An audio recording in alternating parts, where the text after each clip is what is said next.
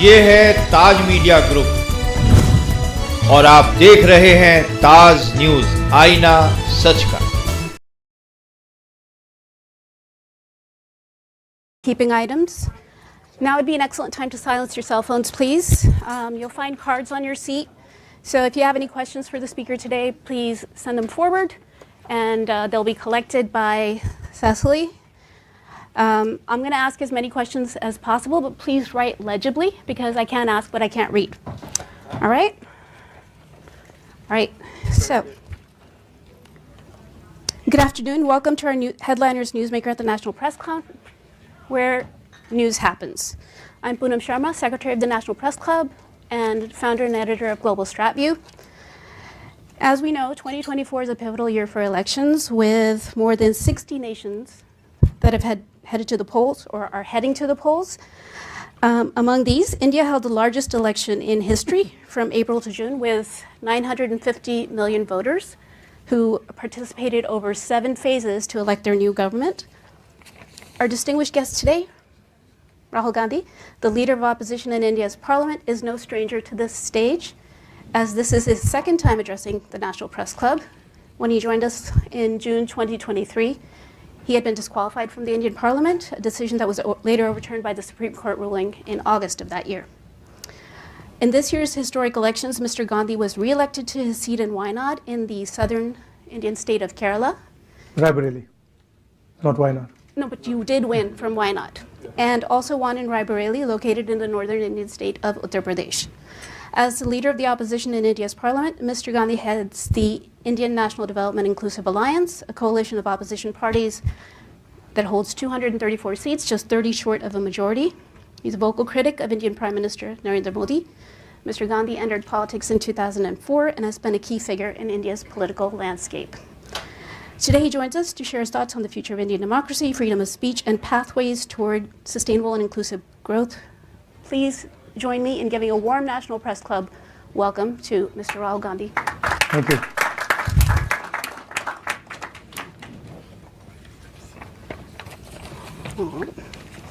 So, Mr. Gandhi, there has been a noticeable shift in public perception of you, from being seen as a reluctant politician, if I may, to someone who can confidently handle political debates and navigate complex political issues.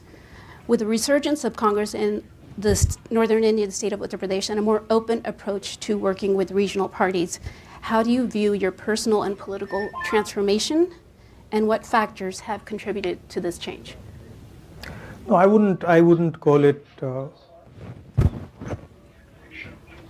I wouldn't call it a transformation. A journey? Yeah, a journey. Mm-hmm. I think politics in India changed very dramatically in 2014. We entered a phase of politics that we haven't seen in India before. Aggressive, attacking the foundations of our democratic structure. And so it's a tough fight. It's been a good fight. And personally, of course, it has changed me. I wouldn't have ever imagined, before 2014, if you had come to me and said, look, you walk across from Kanyakumari to Kashmir, I would have just laughed at you. And I would have said, that's ridiculous. Mm-hmm. But that was the only way left for the opposition in our country. Media was suppressed, institutions were controlled, agencies were attacking the opposition, governments were being overthrown, and we found that literally the only way was to go directly to the people of India. Okay. And that certainly changed me in fundamental ways. Right. So you've done 2 marches across India. One was the Bharat Jodo Yatra, and the other one was the Nyaya Yatra? So No, one march. One march, Yeah. okay. But One was on foot. one was on foot. And the other was by car. So one went from South India all the way to Kashmir. Mm-hmm. That was by foot. That was 4,000 kilometers. And the other one was from Manipur, which, as you know, is burning, to Maharashtra. Right. You've already sort of answered this, but I still want to ask, what inspired you to take these journeys? Well, I mean, at one level, we were forced politically to take, because all the instruments that normally work in a democracy, they just were not working. And you know, the media was not working, the courts were not working, nothing was working. And so we said, okay, let's go direct, and we went, and it worked. It worked beautifully. That was at the political level and at my work level. But as a at the individual private level, I always wanted to do it. I always wanted, since I was small, since I was young, I always had this idea that I must, at some point in my life, walk across my country and see what it's about. Well, what an experience, and what a marvelous thing to do. So as leader of the opposition in the Lok Sabha, how do you perceive your role evolving compared to your previous responsibilities? And what new challenges or opportunities do you foresee in this position? I mean, it's an extension of what I did earlier. There's an ideological war taking place in India between the Congress and our partners and the BJP and the RSS. They are two completely different visions of India. We believe in a plural vision, a vision where everybody has a right to thrive. All imaginations are free to roam. An India where you're not persecuted because of what religion you believe in, or what community you come from, or which language you speak, versus a much harsher, centralizing vision. And so that's the landscape. And then, you know, we fight on that landscape, defend India's institutions, defend the weaker sections in India, defend the lower castes, defend the tribals, minorities, defend poor people. And after the yatra, I feel try to become the voice of as many people as you can. You know, so for that you have to go and understand what's going on. You have to go deep into sort of the agricultural world, the conflicts that are taking place there, into the financial system, into the tax system. So you have to, in a sense, go deep into it, talk to people, and then understand deeply what they're saying, and then transmit it. Right. So and at a broader level, provide a vision, India Alliance vision for the country, which is obviously going to be fundamentally different than the centralizing, you know, monopolized vision that the BJP is presenting. Okay, so you touched upon a couple of points. You just mentioned finance and the tax system. You spoke this morning that 17 secretaries take all financial decisions to run the country. No, 70. 70, okay. I'm sorry, 70. Apparently, only 3 of them are Dalits, and only 1 is a member of the minority. Now, all of them are... Well, you've got the numbers wrong, but... Okay. But this is from the audience. Let's put it that 90% of India is either tribal, lower caste, or Dalit, right, or minority. And their participation in the governance of the country, in the various institutions of the country, in the media of the country is lacking.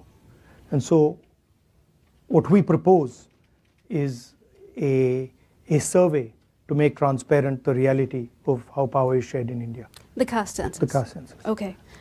But just to stay on the same topic, all the secretaries are from the administrative service, correct? Now, the US Treasury has economists, the UK Treasury recruits people separately with expertise in economic policy making. But the Indian Finance Ministry is the domain of IAS officers, of which very few understand finance.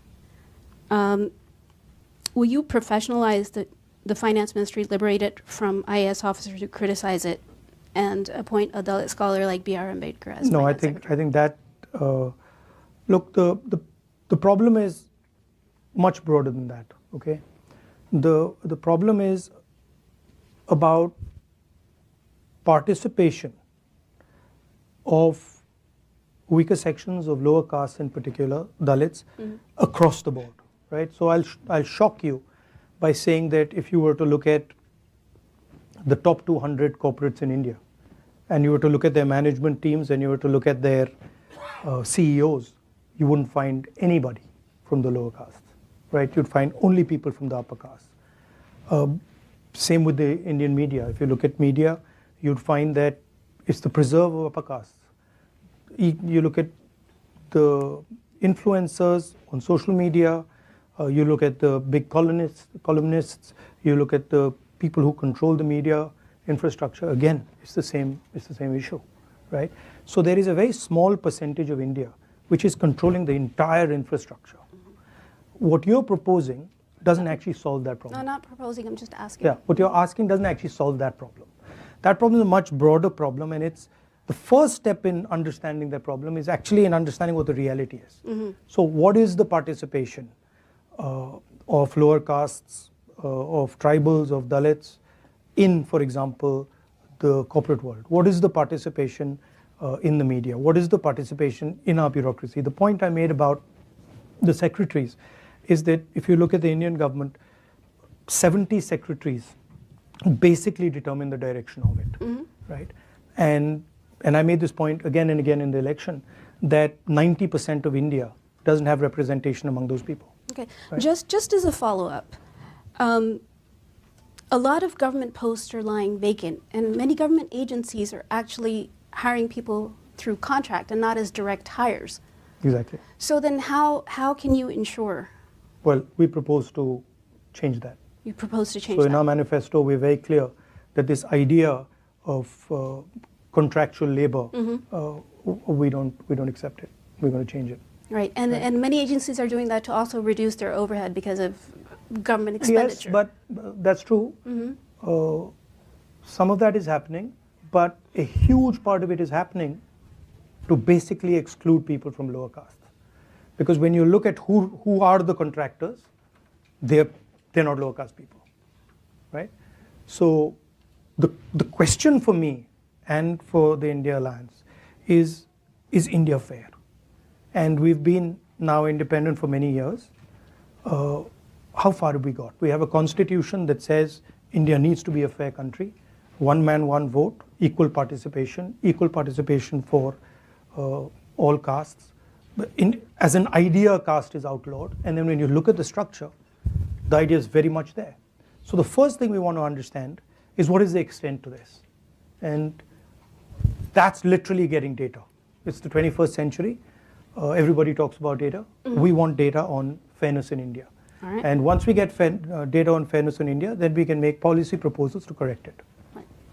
Okay, so India's biggest problem is also unemployment, Yeah. right? So what is your vision, and especially what is your government doing, say in Karnataka, to create large-scale employment opportunities? So I've been saying here in the United States that the West, America, Europe, and India, the West used to be the producer of the world. If you wanted to buy a car in the 60s, you bought an American car. You wanted to buy a washing machine, you wanted to buy a refrigerator, you bought an American refrigerator, you bought an American washing machine, American television. You guys were at the forefront of that, right? And then somewhere along the line, America decided, India decided, and the West decided that we're just going to stop. And we handed the whole thing to the Chinese. Now, for a country like India, to simply say that, look, we are going to ignore manufacturing and we're only going to run a services economy means you can't give employment to your people, right? So one of the things I'm interested in is thinking about the act of production, also called manufacturing. Today, if you look at what most American companies do, look at what most Indian companies, most European countries do, they organize consumption. Uber organizes consumption. Organizing consumption is easy. Organizing production is a completely different ballgame, much more complicated. You have to deal with things when you organize production that you simply don't have to deal with when you organize consumption. So to me, there's a huge opportunity for India and the United States to regain that ability to produce. All right. Right? And we don't want to do it like the Chinese are doing it. We don't want to do it in an environment which is non-democratic, which is not liberal. So the real question for the 21st century, the Chinese have placed a production vision on the table. It's a non-democratic production vision. Can the United States and India answer that by placing a vision for production in a democratic, free society?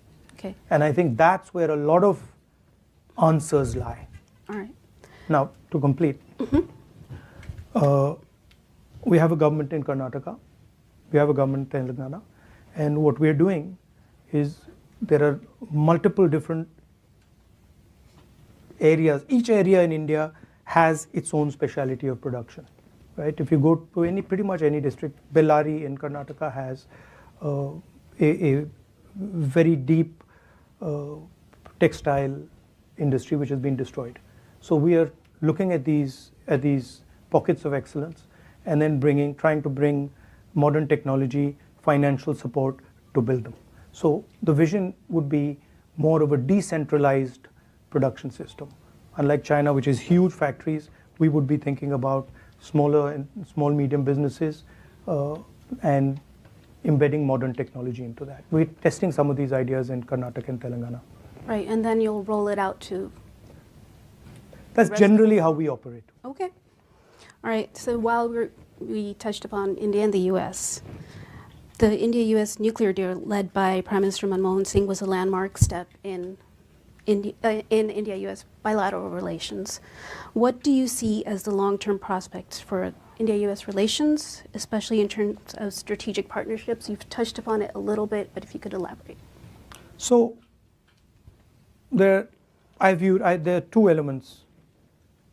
The first is the defense cooperation, which is important, and I think we do a good job there. But then the second is what I touched on just now, which is China has placed in front of us a vision for production and prosperity in a non-democratic environment. Right? What is our response? Are we simply going to just sit there and say, okay, China can be the producer of the world and we're not going to do anything? Or do we have a response? What is our response to the Belt and Road? Right? I don't see one. So to me, that's really where US and India cooperation needs to go. How can we provide a democratic vision of production, of manufacturing that actually works to the rest of the world? And I think both countries bring different things to the table. And I think there's a huge opportunity there. Okay. So just staying on India and U.S., is there a political consensus within India on deepening strategic ties with the U.S.? Yes, I mean, I don't see a big diversion. You know, I don't see Mr. Modi diverting very much from our approach with the U.S., and I don't see ourselves changing direction very much from what he's doing. So I see continuity there. I think everybody on both sides of the equation, everybody does accept the fact that the India-US relationship is key for both countries. Okay. One more on the U.S. With the backdrop of an increasingly assertive China, the ongoing Russia-Ukraine conflict, and the crisis in Gaza, how do you view the role of the United States in global affairs?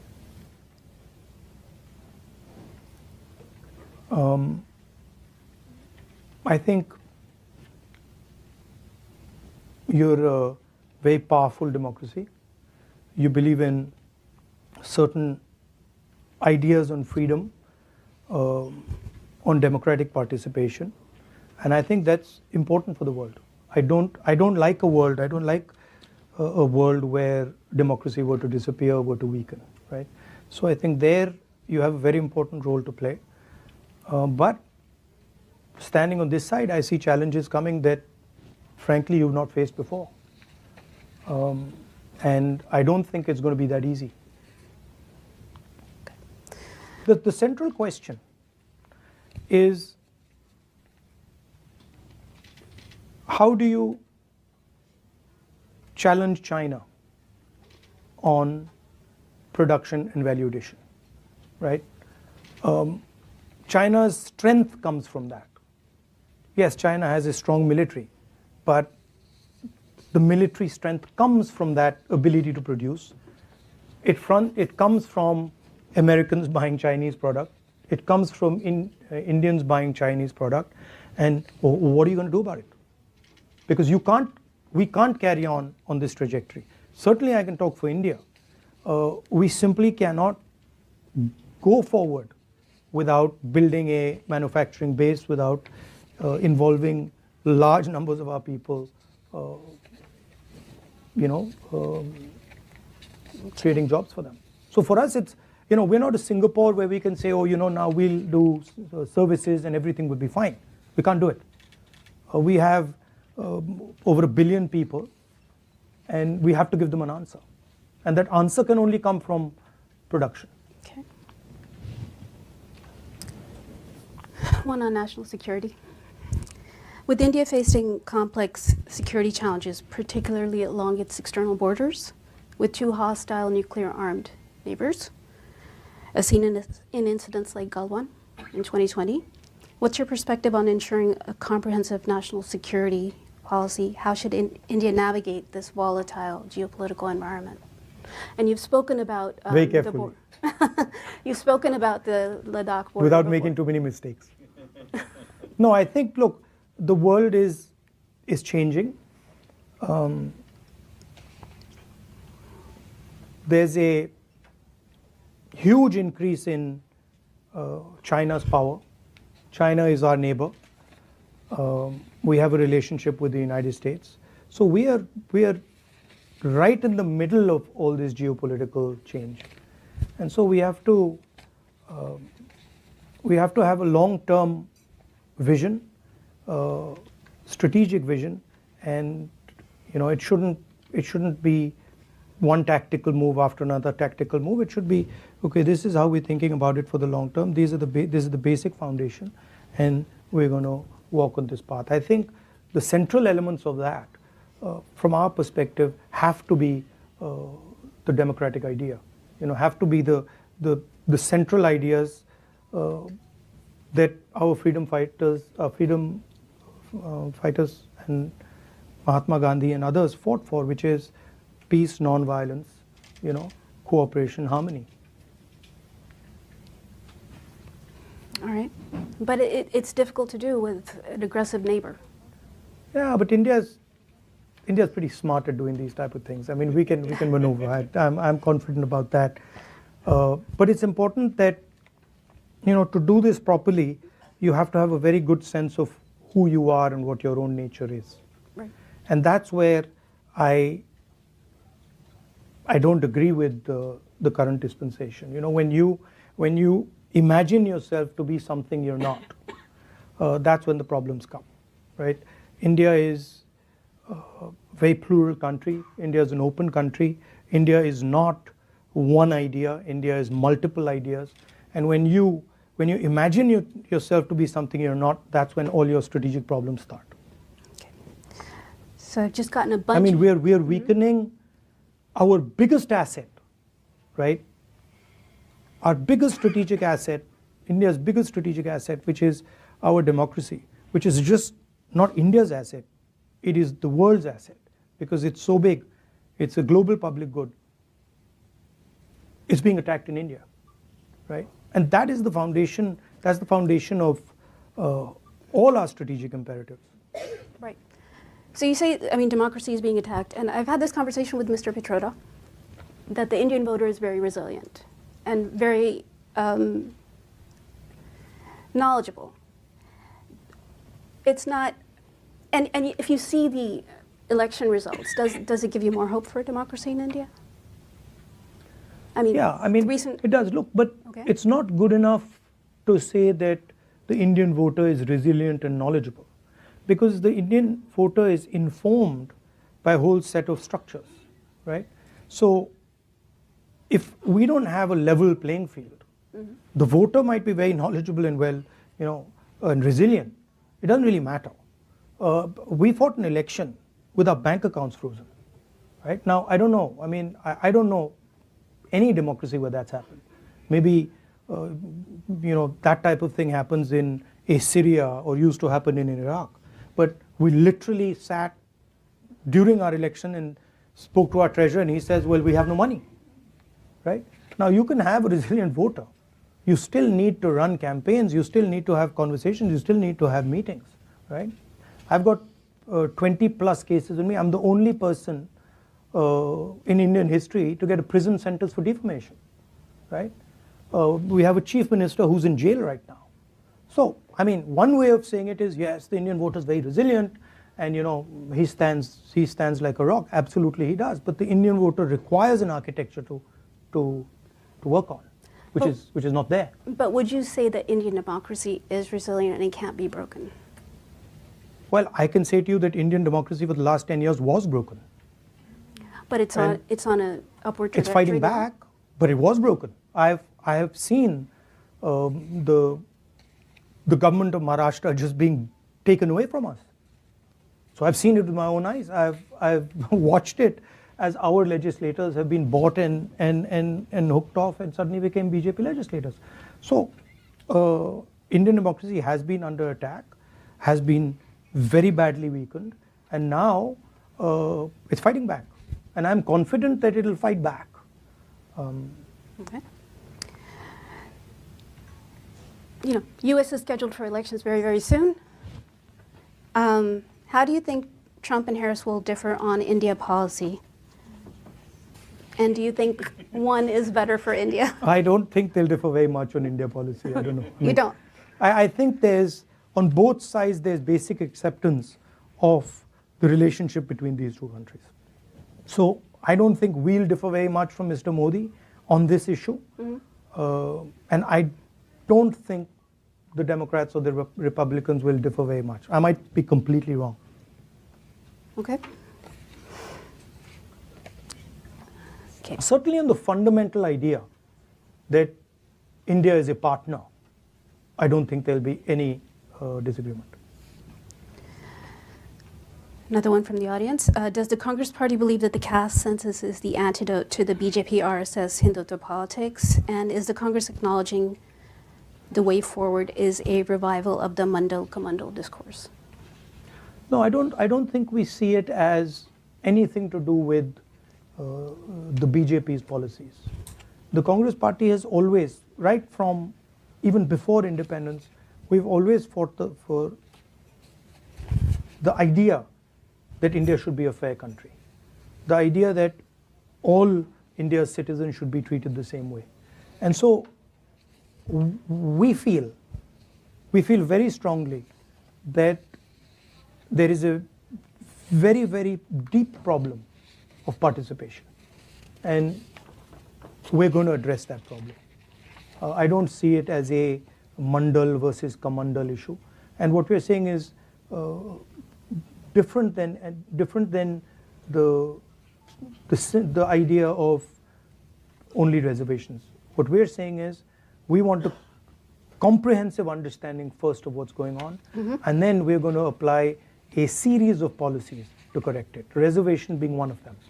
Right. We've also said that we're going to, somebody misquoted me yesterday saying that I'm against reservations. I've been saying again and again and again, we're going to increase reservations beyond 50%, and I'm not against reservations. But do you think they should be economic based? Our caste is a central issue in India. It's a fundamental issue in India. So the question, look, I don't think the idea of untouchability exists anywhere else, right? Untouchability is way beyond an economic idea. It is, you simply cannot be touched, right? So I don't think it's only an economic idea. I think it's discrimination on many, many, many different axes. Okay. So your grandmother, Indira Gandhi, was instrumental in the liberation of Bangladesh, and Manmohan Singh government also had good relations with former Prime Minister Sheikh Hasina. What's your perspective on the newly formed interim government in Bangladesh, and how do you see India's relationship with Bangladesh evolving? Do you think it should be party-oriented or people-oriented? I mean, we have a old relationship with the people of Bangladesh. And you're right, my grandmother was deeply involved with the creation of Bangladesh. I think there are concerns in India about extremist elements in Bangladesh, and we share some of those concerns. However, I'm confident that things will stabilize in Bangladesh and that we would be able to have a relationship with the current government or any other government after that. So in your meetings on Capitol Hill with lawmakers, was Bangladesh a focus of your discussions, particularly the attacks on minorities? We raised it, and they also spoke to us. Look, we are against any type of violence, and we want it to stop. And it's the responsibility, frankly, of the Bangladeshi government to stop it as soon as possible. And from our side, it's the responsibility of our government to put pressure so that that violence stops.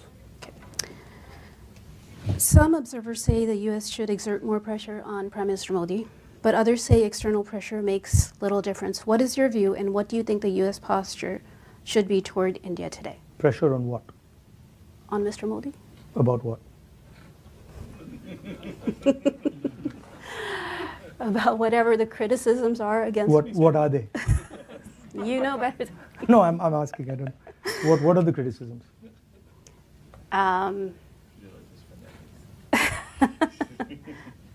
It's interesting you can't say it.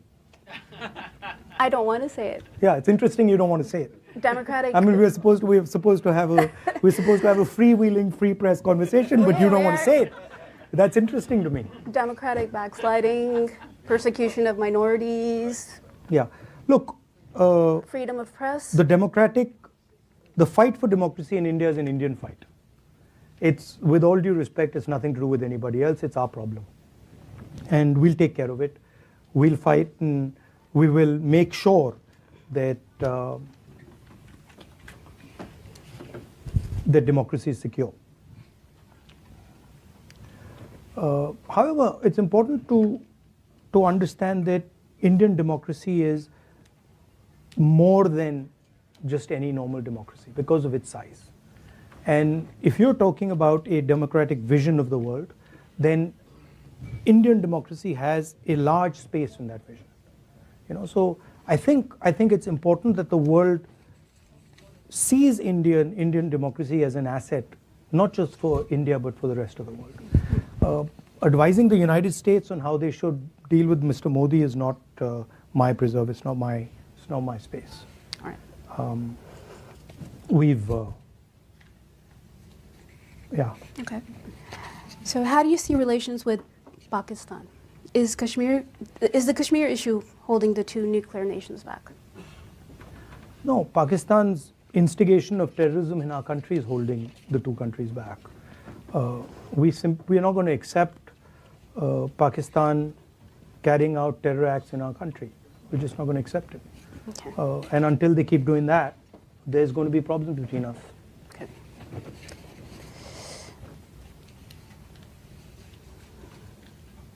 All right. I have a question from the audience, and they've requested कि आप हिंदी में जवाब दीजिए. ठीक है. ठीक है.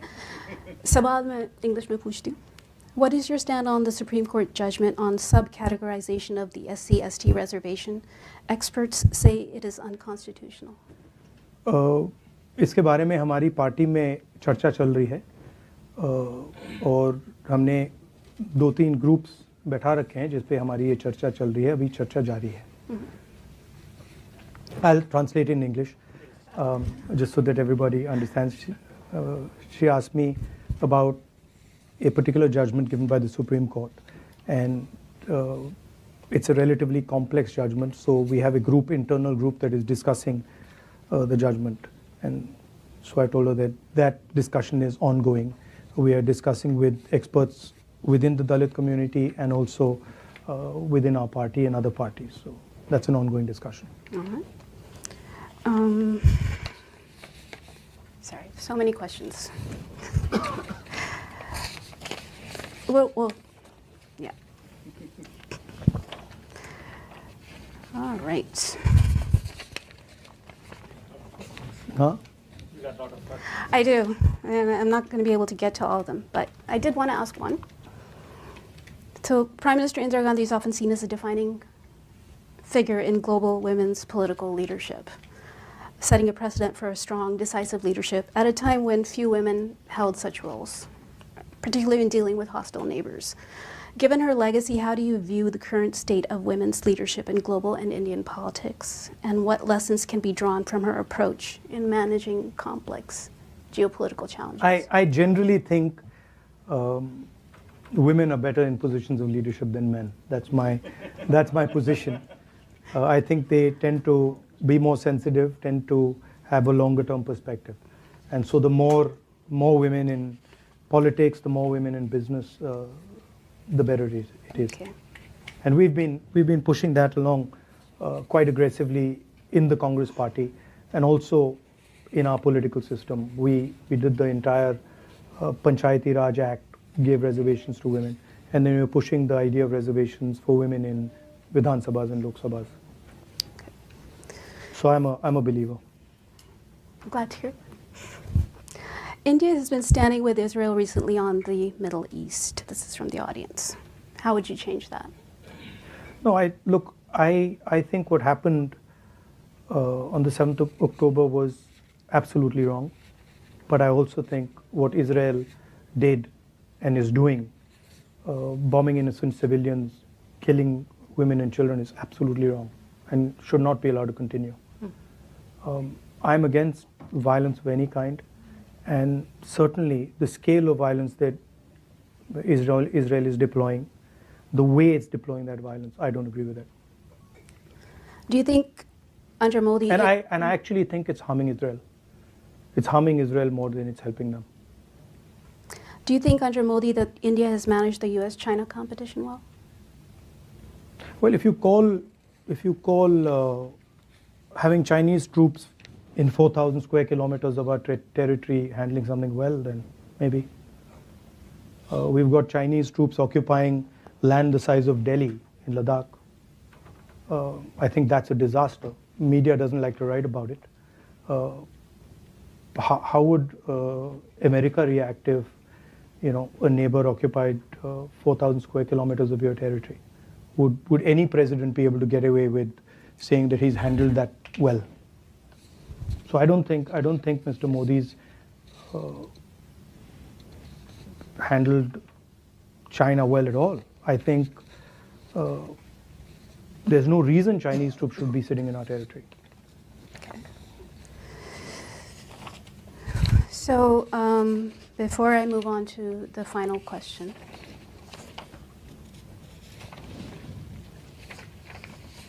I did want to take a moment. I'm sorry. I have a lot of paper with me. All right. I wanted to take a moment just to thank our headliners, co-chairs, Donna Lanwin-Leger, Lori Russo, and Jed Judson. Also our tireless program manager, Cecily Scott Martin, and our executive director, Didi Saji, for putting this event together. And it's now my honor to present you with your second National Press Club mug. So you have I was wondering what that was. So you have a matching set I've now. got two now. You've got a matching set, right? Okay. So, all right. So they say pilots have a distant vision. They're sitting in ones. They're navigating towards a distant destination, right? Now, your father, Prime Minister Rajiv Gandhi, had the foresight to introduce computers in India at a time when many doubted its relevance in a country grappling with poverty. But it became a including, by the way, Mr. Vajpayee, the Prime Minister. Yet it became a transformative leap for the nation. And India today is an IT powerhouse and a leading provider of IT services to the world because of Rajiv Gandhi's foresight, right? So you also have a pilot's license, right? Yeah. Okay. As a trained pilot with a visionary outlook. I got in the United States. As a trained pilot with a visionary outlook, what's your long-term vision for India's future? And what innovative steps do you believe could catapult India forward in a similar manner as your father did with the computer revolution? Well, I mean, I think it's more than what is my vision, right? I think what is the vision of the Indian people? I think that's more important, and understanding that and bringing that together is more important. I have my views, but I think what India wants and what India thinks is where a vision should come out of. I really see a huge opportunity for India in rethinking how we produce in the 21st century in a democratic environment. And that would then include AI, it would include robotics, it would include drones, it would include pretty much everything. Mm-hmm. In order to do that, you would also need to build the infrastructure to do that. So it would include a whole set of things that would make India, in a sense, an alternative producer, an alternative to the Chinese way of doing things. That's one aspect of it, right? The other aspect of it is the fairness. I think there's huge energy locked in inside India, inside the social structure of India, and it's hidden. So India needs to start respecting the skills of its people, the skills of ordinary Indians. And we need to build a system that empowers them and links them to the banking system, provides them the technology to thrive. I think that for me is important.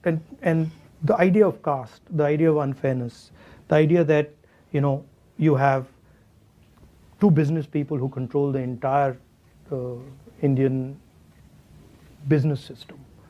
The fact that you have, they own, Mr. Adani owns airports, ports, the agricultural system, silos, the defense industry, everything.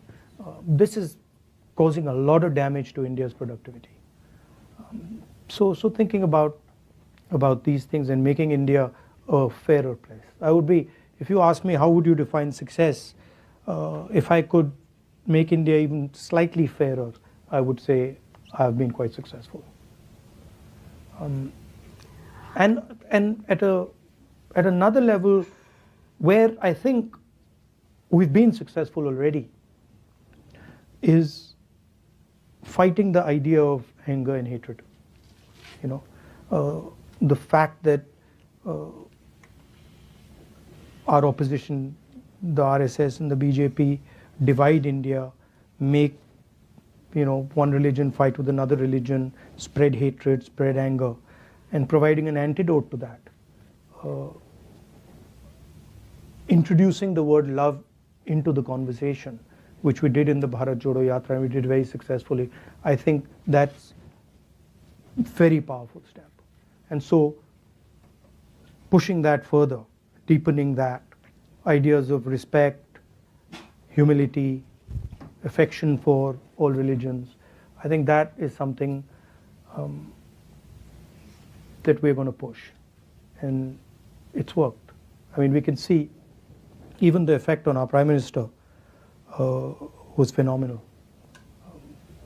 We were fighting the election and we were putting pressure on him, and we pulled out the Constitution.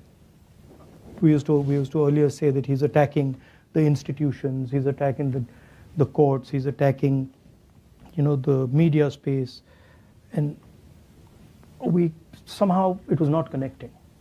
And then one day we pulled out the Constitution, and in our speeches we started putting the Constitution, and then it just it connected immediately.